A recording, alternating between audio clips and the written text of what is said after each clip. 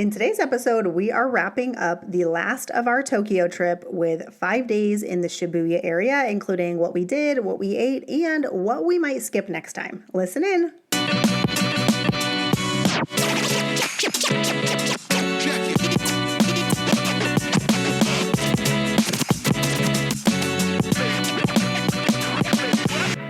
Hi, I'm Rhea. And I'm Duane. And we are your hosts of the Travel Party of Five podcast, where we share how we travel as a family of five around the world. We will also share how we use points and miles to travel as affordably as possible and sometimes even completely free. So if you're wanting to travel more with your family, but you're not sure how, we'd love for you to listen in. So welcome to our podcast, where we hope you learn a thing or two to get you closer to your next trip.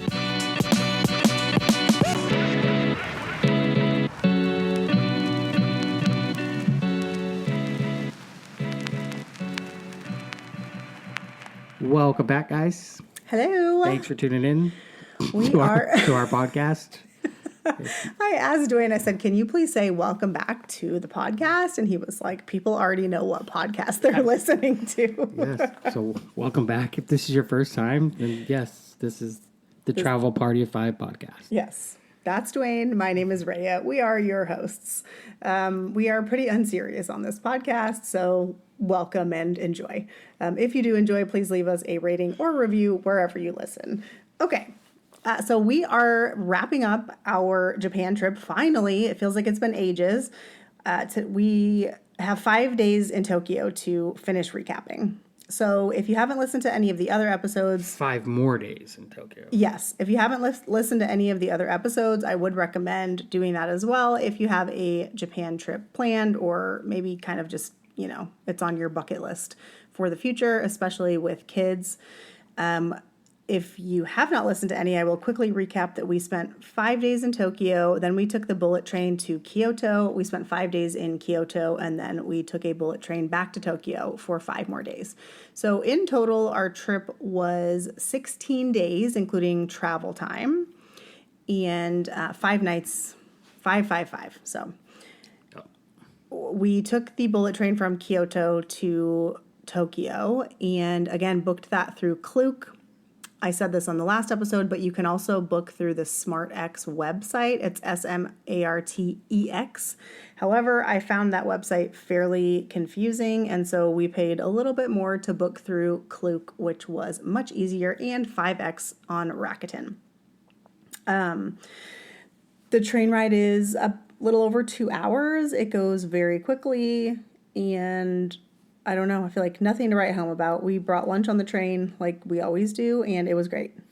Yes. Unfortunately, we were unable to see Mount Fuji again because of the weather. Yeah, it was very, very foggy and cloudy that day.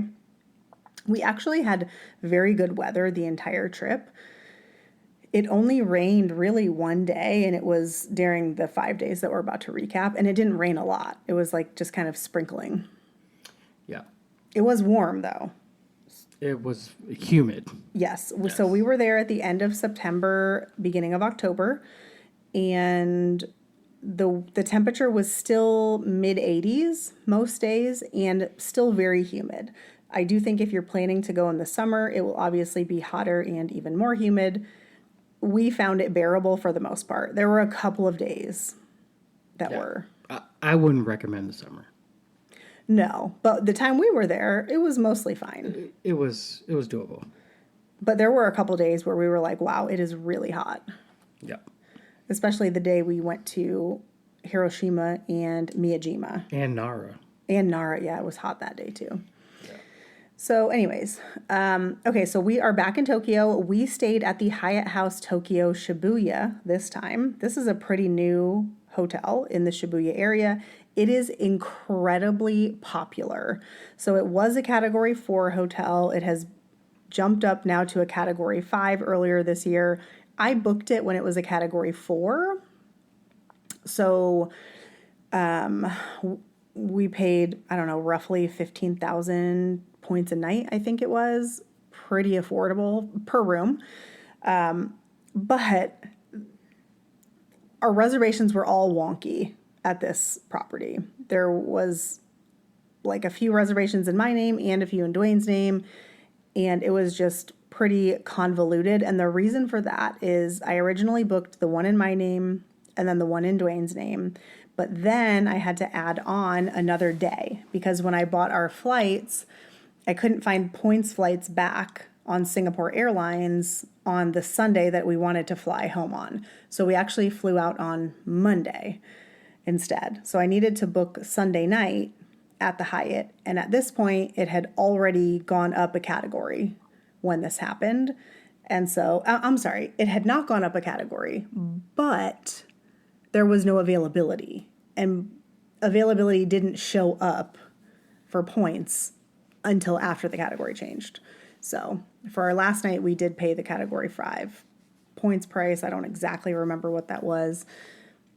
And then I failed us because I apparently booked one king bedrooms. And the one king bedrooms do not connect. And I wasn't able to change either of the reservations because they had been booked before the points change. And I didn't want to pay more points. So I emailed back and forth with the hotel a few times, basically just trying to do anything I could to get connecting rooms. And they were just like, no, there's nothing you can do. So I set alerts and I thought, you know what, I'll just pay the extra points. I'll set alerts for a 2 twin bed room and I'll cancel the other one and I'll book it. And it'll, it is what it is, but at least it'll be connecting. But the 2 twin bedroom does not connect to the 1 king bedroom. You need a very specific room type and it is suite, 2 twin beds. Like that is the room type. So basically you need a suite. So I would have had to, I think, book a twin bedroom and then apply a suite upgrade award to that room, which I didn't have one at the time. And so anyways, we checked in. It took literally an hour because we had all these different reservations and our rooms were not connecting. So yeah. But they were able to give us rooms right next door to each other. Yes. After about an hour. Yes, it was a process. And in fact, we had to check out of one room and move to a different room on our last night because I had booked a king bed with a sofa bed for the last night because there wasn't just a plain king bed available. And they weren't willing. Like I said, I just want to stay in this room and I don't care that like the other one costs more or whatever. Like downgrade me, it's fine, but they couldn't because the hotel was sold out. They weren't having it. So I'm like, whatever, we'll just move. So the last night, my oldest and we stayed in one room and Duane and the little two stayed in the other one. We moved our room the last day and it was fine. It was still a few doors down from the other room. So not only that, it was way bigger than the room because I'm pretty sure it was an ADA room. It was an accessible room. We figured out. It was huge. Really big. We were like, oh, we should have had this room the whole time. Yeah. But then we figured out it was an accessible room. So that's why it was so big. So anyways, a long story short, the hotel was great, but our rooms did not connect. I will say it was not as bad as I thought it was going to be. I had built this up in my head and I was really stressed about it for months leading up to this trip. Yes. It was fine. It was completely fine. Rooms come fine. with a washer and dryer. Yes. In one little machine. It's both. Rooms were fine. The hotel is in a perfect location. Yes. Right downtown Shibuya. A 5-minute walk from the Shibuya crossing. Yep. 3-minute walk from the Shibuya train station. They did end up covering breakfast for all 5 of us. However, that was only because it took us so long to get checked in. So I do think they would have only done it for my room again as Globalist. But because it took so long, they were like, as a courtesy, we're going to cover it for all 5 of you for the whole stay. And they did. So that was great. The rooms also, like if you want to save money in Tokyo and you want to like not eat out at restaurants all the time, this is the hotel to stay in because each of our rooms had a little cooktop or a stove, a microwave, pans, utensils, cups, dishes, plates, Yeah. everything. I mean, typically don't all Hyatt houses and Hyatt places have that? I mean, yes, I think so. But I guess I just was not expecting that in the Shibuya area in what is not a huge room at all. But there was plenty of space for it. There was a little like storage area under the bed, so that was really helpful to, get someone's luggage out of the way so you weren't stepping all over it, because the rooms are not huge, but they were bigger than the Hyatt place in Kyoto. Yes, they were. Which was also surprising to me. Yes. But the Hyatt place didn't have the little kitchenette. No. We would rank this, I think, so in order of the 3 hotels we stayed at. Oh, we stayed at 4. I forgot about the Hyatt Regency. I would rank it the Ginza, number 1. Then I would say the Hyatt House Shibuya because of the location. Then I would say Hyatt Regency Tokyo Bay. And then I would say Hyatt Place Kyoto. Yes, I can agree with that. Yeah. Great location. We took, so when you're buying the tickets for the bullet train from Kyoto back to Tokyo, you actually can choose a couple of stations. There's Shinagawa and Tokyo Station. And I looked on the map to figure out which one was closer to the Shibuya area, and it was actually Shinagawa. So instead of going all the way to Tokyo Station, we got off one stop before that at Shinagawa and went from Shinagawa directly to the Shibuya station. And the hotel is, I mean... super close. Yeah, like not directly above the station, but very close. 3-minute walk. Yeah. And so we got off at Shinagawa and, just walked from the station to the hotel. The lobby for it's kind of set up backwards. The lobby for the hotel is on the top floor of the building. Really backwards. And all the rooms are below it. So that was weird. So you go into the thing and you basically go up to the 12th floor, 14th? 16th floor. 16th floor. And that's where the lobby is. That's where the pool is. That's where the breakfast is. But then our room was on the 7th floor? Yep. So it was kind of odd. You want to talk about the other amenities, like the pool and the breakfast and all that? Yeah, so they have a a decent sized pool, indoor, obviously, because it's on the 16th floor, and in a high rise. They also had a little place where you can buy food, microwavable food, snacks, in the drinks. lobby. In the lobby, yes. Well, wait, go back to the pool, because they also had little locker rooms and a little hot tub. Yes, they did. And by little hot tub, she means a 2-person hot tub. And it's 2 people if you know the other person. Yeah, if it's a stranger, it's a 1-person hot tub. There's a stranger already in it, then you got to wait till he or she gets out because it's small. Yeah, it's really small. Yes, and they have locker rooms where you can shower. They had a bathroom. They had a little thing to spin your bathing suit to dry faster. Oh, yeah. Spin cycle machine. So they, like I said, they have that little area where you can buy food, snacks. Again, that's where you eat breakfast. The little restaurant's right there. Breakfast was okay. It was fine. Yeah. It was free, so it was good. Yeah, we ate there every day because they were covering it for all 5 of us. But I think if we had to pay, we would not have eaten there. They did. This is going to sound really weird, but they had chicken nuggets and French fries that were actually quite good. I don't know if I was just hungry, but they were pretty good. They were really good, actually. And they have all your fruits, your yogurts. I will say the fruit was probably the worst fruit I've ever tasted in my life.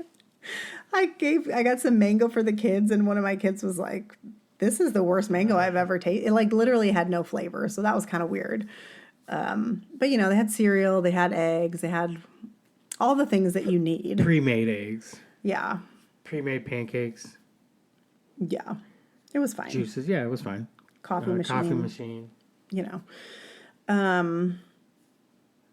What else do they have? I think that's it. Yeah, really for amenities. It does have a very nice view from the breakfast area. Yeah. So that was nice. And there's also like I don't know if you would call it like a walking path, but there's like an outdoor area that you can go out to that is, I don't know, there's a bunch of greenery out there, and I think it's meant to be kind of peaceful. You're talking about the little rooftop garden? Yeah, I don't think it was a garden though, was it? I mean, it definitely wasn't a path. Well, it was just okay. a little Okay, well, I don't area. know. It was called the walking rooftop area. garden. Oh. Uh, Okay. Yeah, it was nice. I mean, you're on the 16th floor overlooking Tokyo, so. And I mean, it just becomes kind of apparent how massive the city of Tokyo is. Like, it's so big. Like, there's like no end to it. It's kind of crazy. It's huge. Yeah, so we would stay there again. Would definitely stay there again. Yep. The washer and dryer does take a bit of time. Oh, it takes a while. And you know what? My only negative thing about this hotel is our room had a funky smell to it because I think it was the washer. Oh, really? Yeah. Yeah, it did have a weird smell. It was weird. I mean, we dealt with it. We didn't complain or anything, but that was my only negative thing about this hotel. But, I mean, the washer and dryer worked great. But it did take, I mean, to wash one small load, it took 4 hours. I think. We basically did it at night and like just let it go overnight. And in the morning, I took the clothes out. At least that's what we did in our room. Yeah, so I was pretty sad that I didn't get to go out and do laundry on the streets of Shibuya. I already had it just in my room, which was pretty sad for me. Sad for Duane. He didn't get his quiet time and the fun picture. Okay, so during these 5 days, we only had a couple of things scheduled, and then we kind of left the rest open. So I'll tell you the things we had scheduled, and then we'll kind of go into a little bit more detail on what those were. We did a food tour in the Shinjuku area. We had another TeamLabs planned. So our first 5 days in Tokyo, we did TeamLabs Borderless. And for this 5 days, we had booked TeamLabs Planets. So we had those two things booked, and we also had a sumo dinner. And those were really the only things we had planned. And then our last 2.5 days were I left completely open for us to do whatever we wanted. And that's a tip that I give a lot of people, is to not overschedule yourself on trips, because things always pop up that either you didn't know about or someone tells you about or whatever. And you're like, oh, I really want to do that.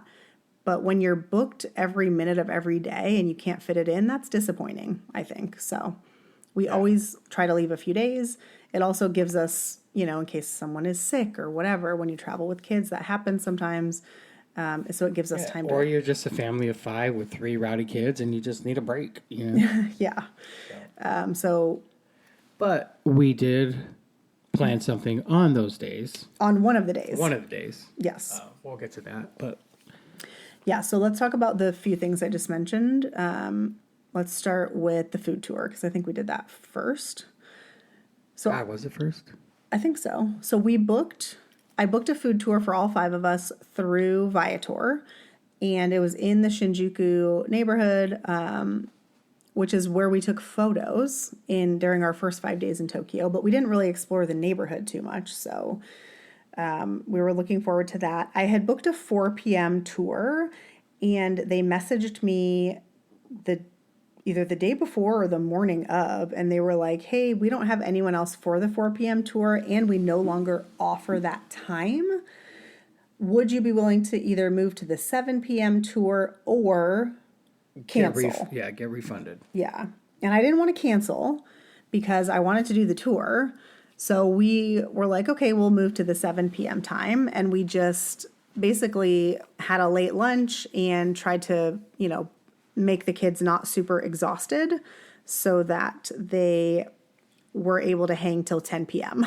on the food tour, because it said it would take about 3 hours. And so I was a little worried that the little two wouldn't be able to make it, but the TLDR is they did great, actually. Yeah, they definitely did great. We had 4 planned stops. One was Katsu. Yep. right? Pork katsu. One was fish. That was the first stop, right? It was 2 sit-down spots and 2, like, standing spots. Yeah, so the first one was the fish Yeah. joint.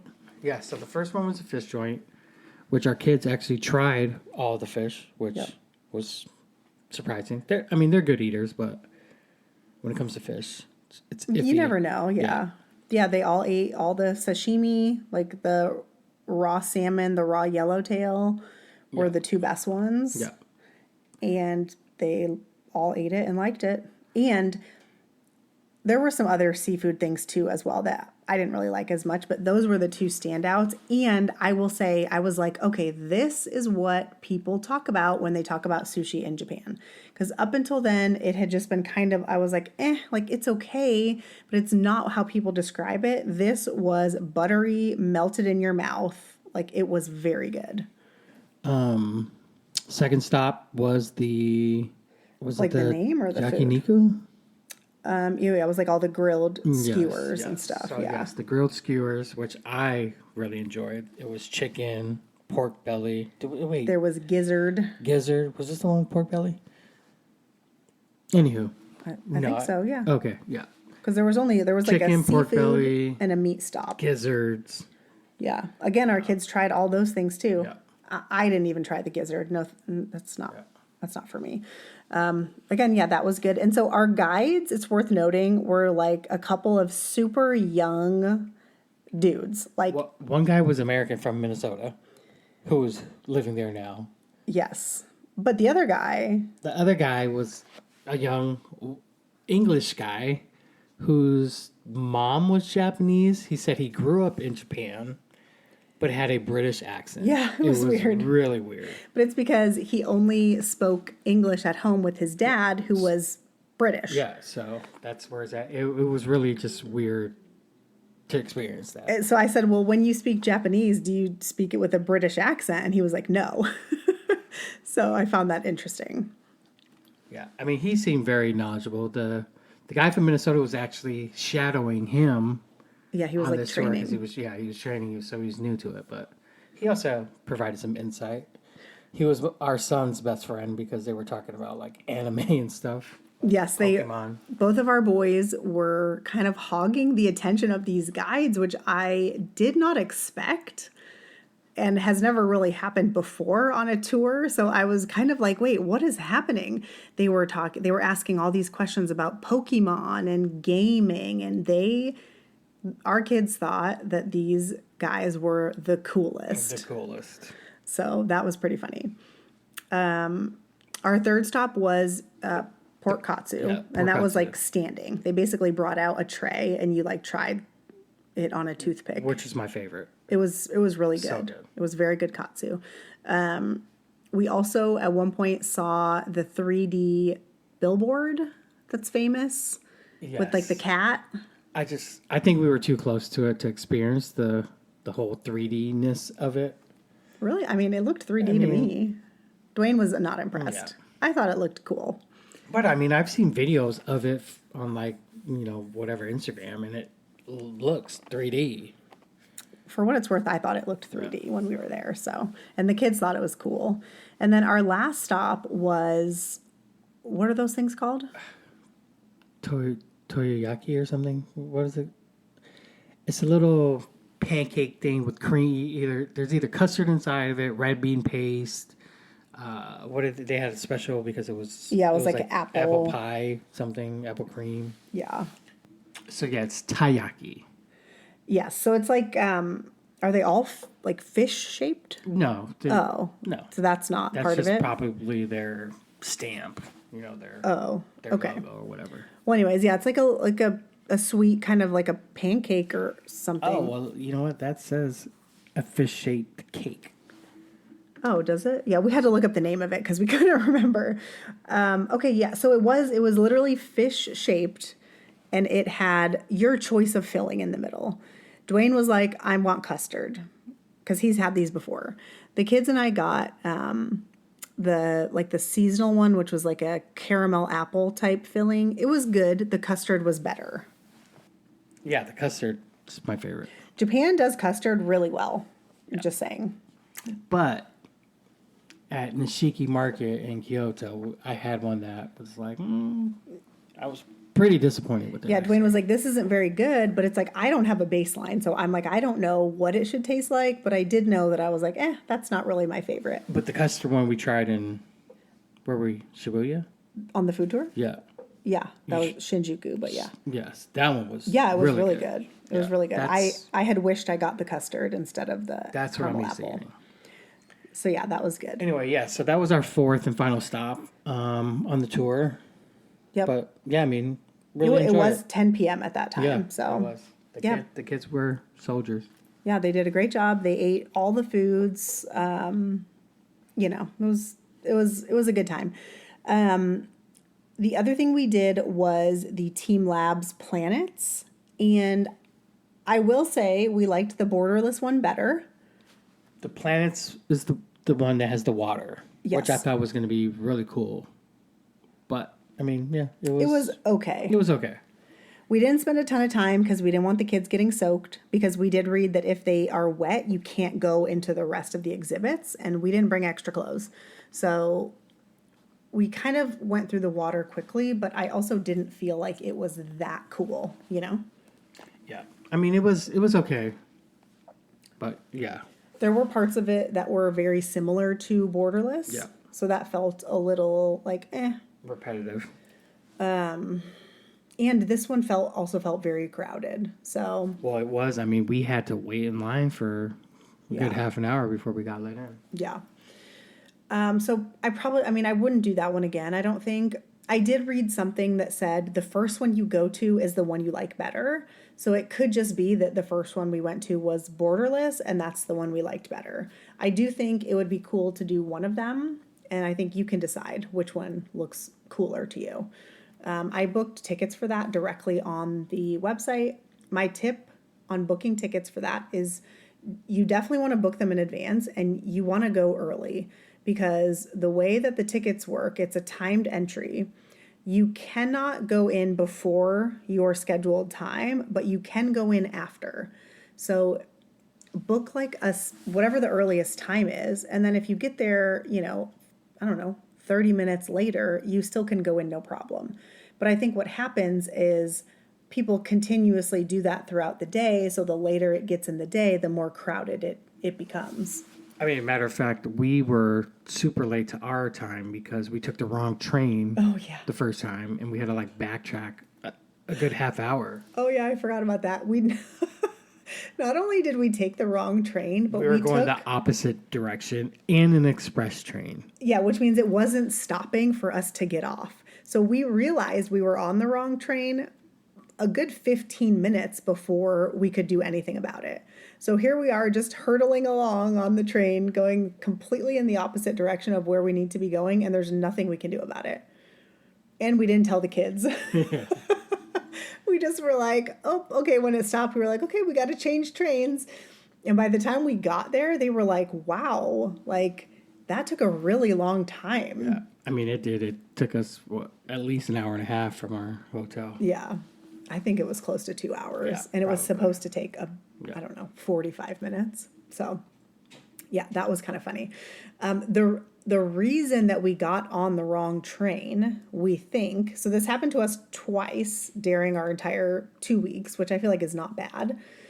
But the reason was, and I think we talked about this in the last episode, sometimes there are timed trains different trains that run on the same tracks. So the timing is very important. And I think we were not paying attention to the timing. So we were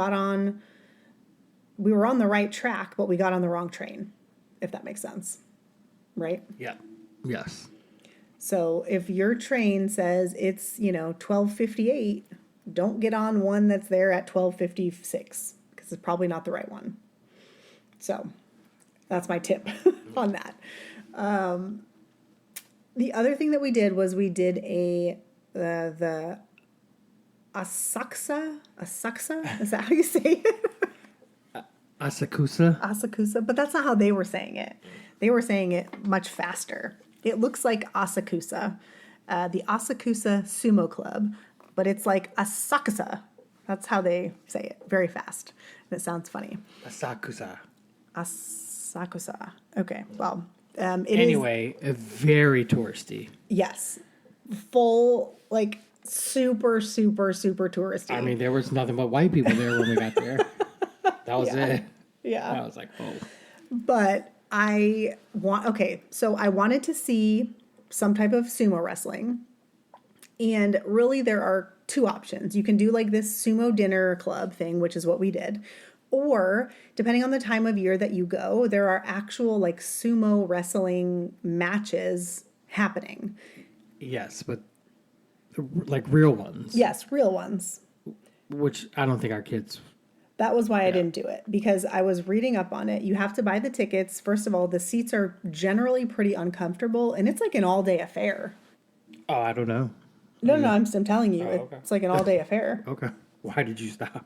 Well, because I was waiting for you to stop looking at the football game and, look at me. Yeah, I mean, it's a professional sport, so like we couldn't have taken the kids there. No, I just was like, oh, like, first of all, I don't want to sit in these tiny seats all day. That was how it was described. I just think they're like bleacher.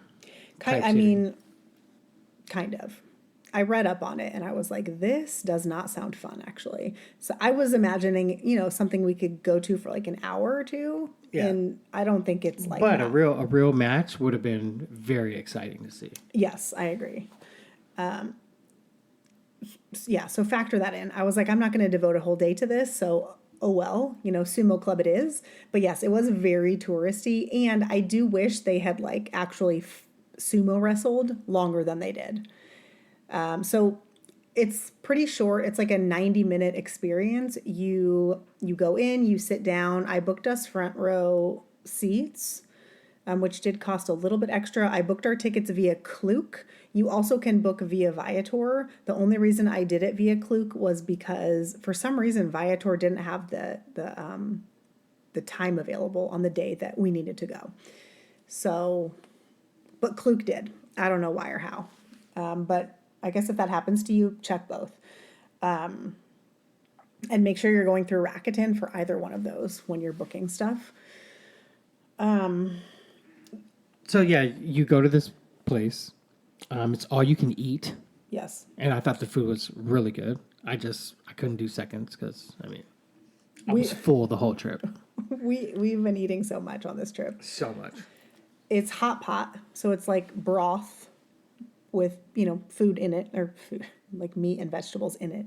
And then there's also, there was fried chicken on the side and little sweet dessert cakes. I don't know, a couple other things. You can order, like they bring you out your tray and then you can order more through the app. You also can order drinks through the app.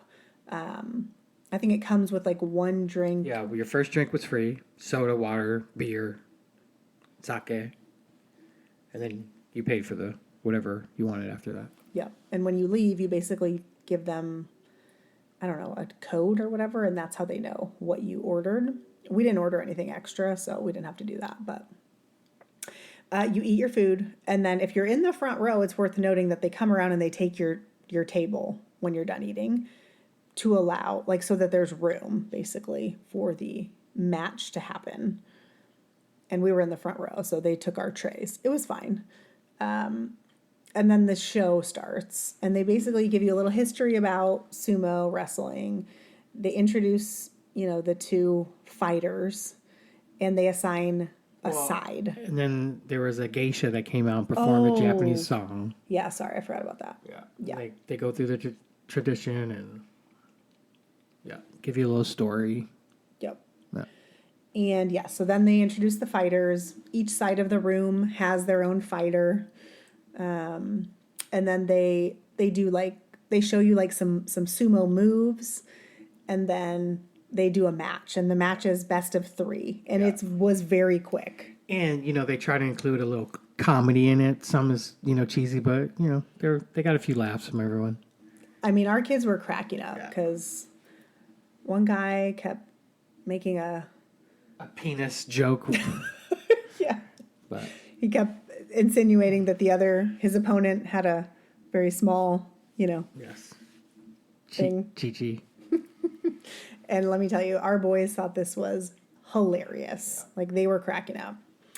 Then they do all that. And then at the end, they ask for volunteers from the audience as to who wants to come up and fight these guys. And they are in full sumo gear. Like the diaper or whatever. Is that what it's called? It's not called a diaper. What is it called? I have no idea, but it's not a diaper. Okay, the belt thing. Yes.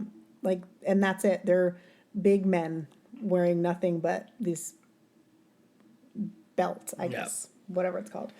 Yeah, so they took like what, 6, 7 volunteers.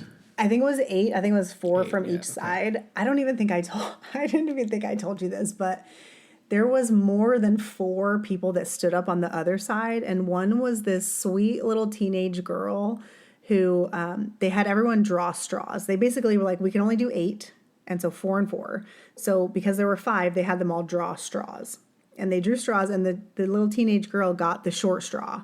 So basically, they told her, like, she couldn't participate. But she wasn't understanding what was happening. And so, like, they kind of were, like, trying to kindly tell her to please go sit down. You can't participate. And she wasn't grasping the concept. So she just kind of stood there. And then she was like, do I go sit down? And they were like, yes. And it was just like, I felt really bad for her because she was not understanding what was happening. Like, she's probably never had to draw straws for anything in her life, you know? Like, what kid knows what that means? So, you were, I think, in the bathroom or something. Well, I was getting ready to sumo. Oh, yeah. Duane. So, Duane volunteered. And the background on this, do you want to tell the background? Okay, the background is I said, hey, I'm booking this for us, and they take volunteers from the audience, and I really want you to volunteer. And he was like, oh, yeah, no problem. I'll totally volunteer. Okay. Well, then the day arrives, the moment arrives, and I'm looking at him, and I can tell he does not want to volunteer. Yes, I was having second thoughts. And What? I did. Yeah, he did. I'm looking at him like, excuse me, we had a deal here. And so he begrudgingly... Yes, raised my hand, and they accepted my... Duane did not draw the short straw. So, but it was fun. When can you say? So, yes, I did volunteer. There were 8 of us, and I think I was number 4 or number 5. And I went out there. You got to pick who you wrestled against, sumoed against. And I picked the other guy, who was a big dude. Yes, who was... So... Not the guy we were cheering for, but his opponent. Yes. And I went out there really trying to beat this guy. Like, I was really trying to beat this guy. In my head, I was like, I'm going to go out there and I'm going to try to beat this guy. I did not do shit against this guy. It was like hitting a brick wall. It's worth noting Duane is very strong. Like, Duane is a strong guy. Like, my dad is always calling us up, asking Duane to come move heavy things for him. And every time my dad is like, wow, that looked so easy. But yeah, I didn't budge this guy. And I lost, obviously. It was a good time. I'm not just saying this because I'm your wife, though. You were the one who, like, lasted the longest in the ring with him. I mean, maybe, but there was one other big dude that I thought, you know, he's got a chance, but he didn't last that long. The only one who won was this tiny little 5-year-old girl who obviously they let her win, but it was pretty funny. She was really small. Yeah, really small. And she was very spunky. Yes, from Australia. A lot of people were from Australia. Yes, they were. Yeah. I think it's an easier flight for them, you know? It's probably just a few hours. Just straight up. Yeah. So those were the 3 kind of main activities that we did for our last 5 days. I will link everything in the show notes that we did in case you want to book them or something similar. You can take a look. We also spent a couple of days just kind of exploring different neighborhoods. So maybe we could talk about that, and then we could talk about visiting where you grew up. Sound good? Yeah. What neighborhoods? I forget. We went to Harajuku, and we went to... Harajuku. What was the other one? Oh, we went to... is this one where we went to Akihabara? Or is that the first one? Oh, we went there just the first time. Anywho, we went to Harajuku. We did... That is the fashion capital of Japan. It's very like anime. Anime, like yes. this is where a lot of the animal cafes are. Yes. And we did an animal cafe. We did a mini pig animal cafe, and Which is a tourist trap, I've learned. 100% it was very expensive. And I would have rather seen cats or something, but the kids were pumped about the mini pigs, so whatever. I thought they were kind of like scratchy and gross, but whatever. It was fine. But we learned after the fact from the guides on our food tour, actually, that the pigs are really stressed and they like chew their tongues. And that was happening when we were there, but we didn't realize what was happening. Like, we didn't realize that was a stress response. So we would not do that again. And First of all, it was very expensive. like over $100 for like half an hour. 25 minutes. Yeah. And they do just kind of like if you don't have a pig, they will grab a pig from someone else and bring it to you. And the pigs do not enjoy that. So all in all, would not recommend. The guides on our food tour did say that the cat ones tend to be better. Basically anything where they're not forcing the animal to come and visit you, I think is okay. This didn't really cross our minds before, that the animals might not be well taken care of. So take our mistake as a lesson for everyone listening. I would not recommend this. Yeah, definitely wouldn't recommend. And it was way too expensive. And yeah, the pigs were scratchy and piggy. Yeah, it just wasn't like they weren't soft and cuddly. Like I would have rather cuddled with a cat, and I'm allergic to cats, but I think it would have been fine. I'm not a fan of cats. I would have done like a puppy cafe. They also have like owl cafes and. Yeah, I do think maybe that might be cool. I don't know. Yeah. But yeah, just look into it. Do your research. We also did a latte art cafe. Oh, which was really cool. Yes. So you basically, none of these things were planned. We just kind of went to this neighborhood and I had like a Google map saved thing of like things that I thought might be cool. And we never do all of them, but this was one of the ones I had saved. And basically you go and you can either order coffee or hot chocolate for the kids, and they make latte art, and it can either be 2D or 3D. And they can do like Pokemon characters or, whatever. One of our kids had a One Piece character, but you can also show them pictures. So like I showed them a picture of our dog and they made a 3D. Yeah, they used like foam and like, I don't even know what I think it's like burned sugar maybe. Yeah, I don't know. I mean, and there was 2 people in this cafe that were doing all this art. If you want to see photos of it, I have it on my Instagram in our Tokyo highlight. It's going to be under Tokyo 2.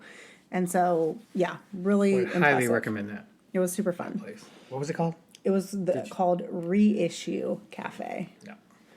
I think I have them tagged too. So, yeah. Super cool.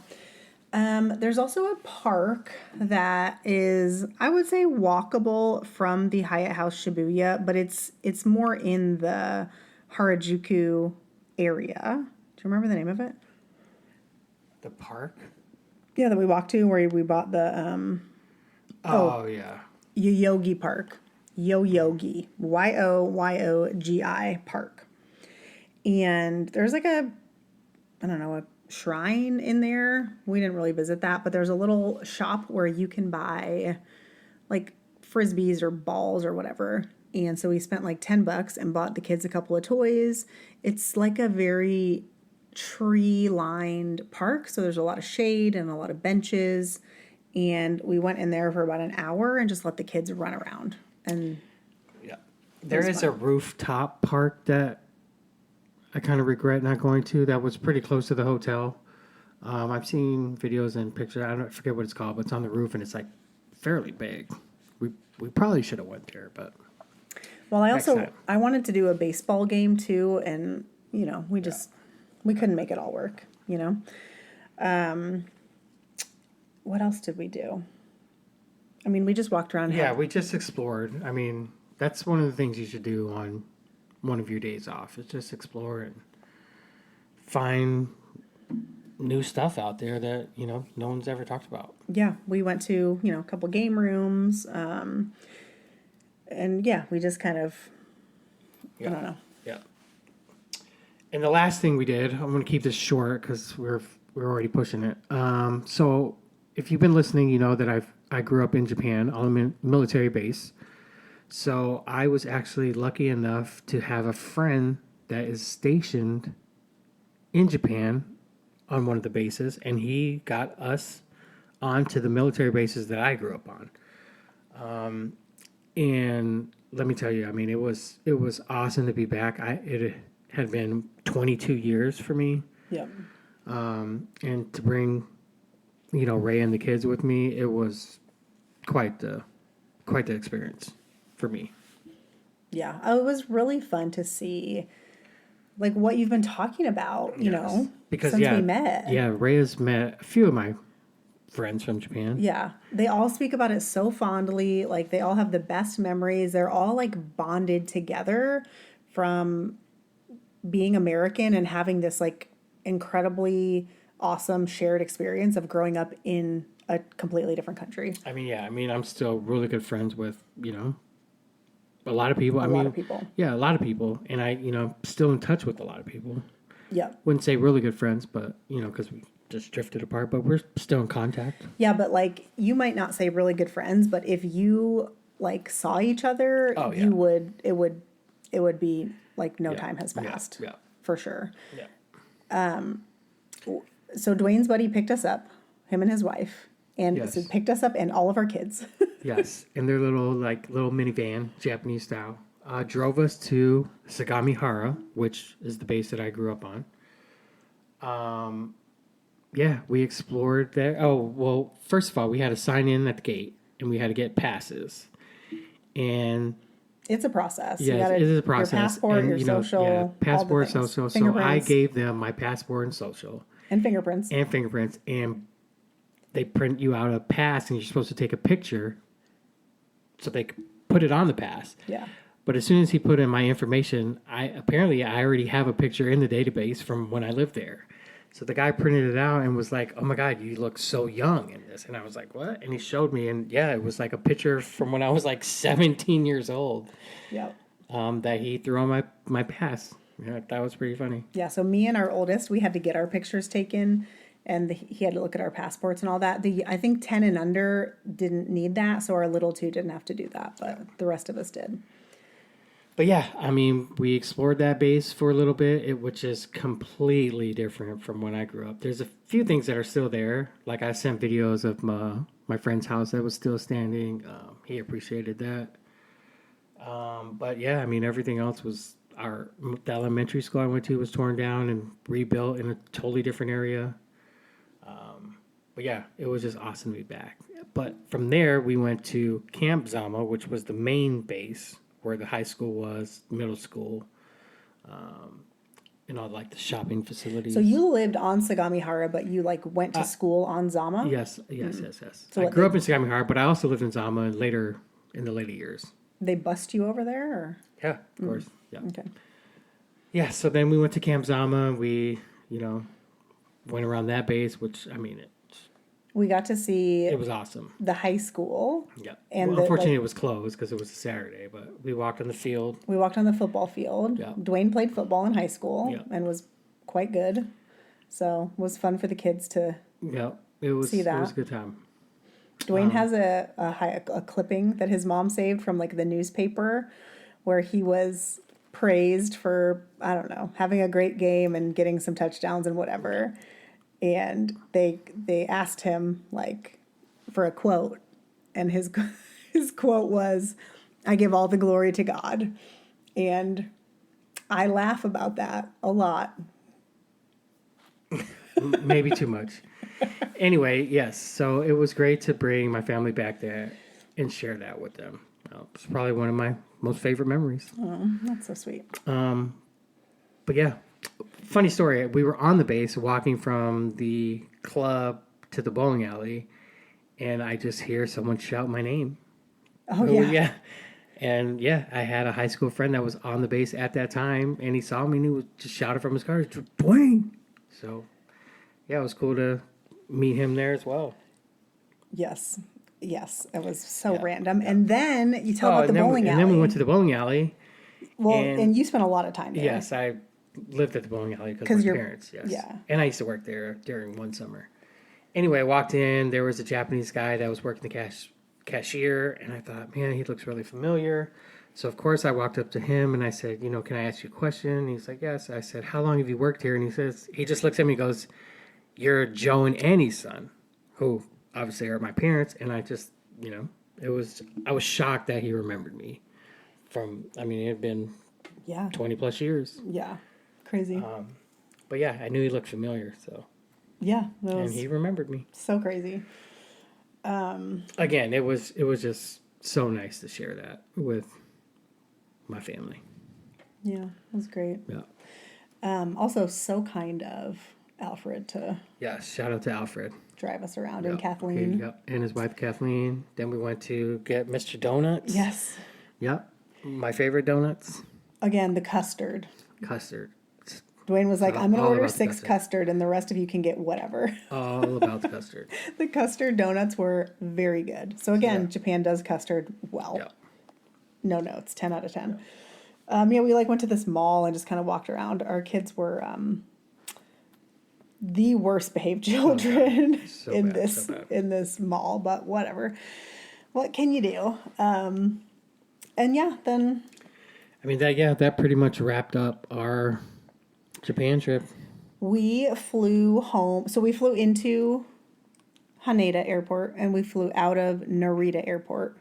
Our flight back was Narita to LAX on Singapore Airlines. They have a Fifth Freedom flight, which basically means a Fifth Freedom flight is when an airline flies between 2 countries, neither of which are their home country.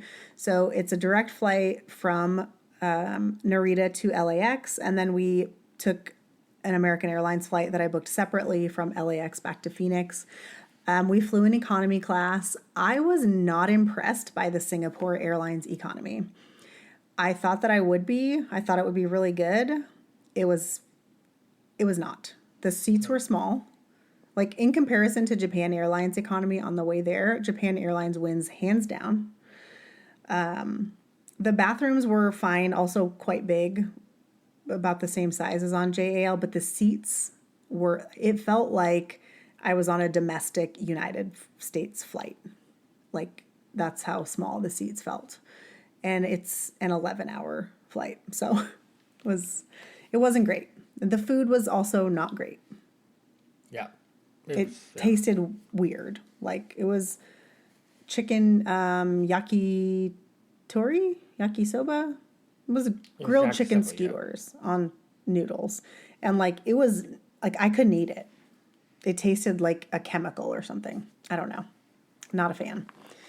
They did give the kids, I ordered kids meals for the kids. The kids meals were fine. Our kids fell asleep, so they didn't even eat the breakfast meal at all. Didn't even open it. Couldn't even wake up to eat it. So that was, fine. But everything was just very cramped and crowded. I don't know. I just wasn't a big fan. It cost 38,500 points per person to book one way in economy. I transferred points from American Express membership rewards to Singapore Airlines Chris Flyer program to book it. I think we're actually flying them economy again when we go to Thailand, and I'm pretty unexcited about it. So, but you live and you learn. Yeah. So that's my 2 cents. If you have a choice, I would fly Japan Airlines. Alrighty, that wraps it up. This took way longer than I thought it would. So if you're still listening, we appreciate you. Yes. If you made it this far, thank you very much. Yes, as always, any questions, send me a message on Instagram. I answer all of them. And we will catch you on the next episode. Have a good one. Bye.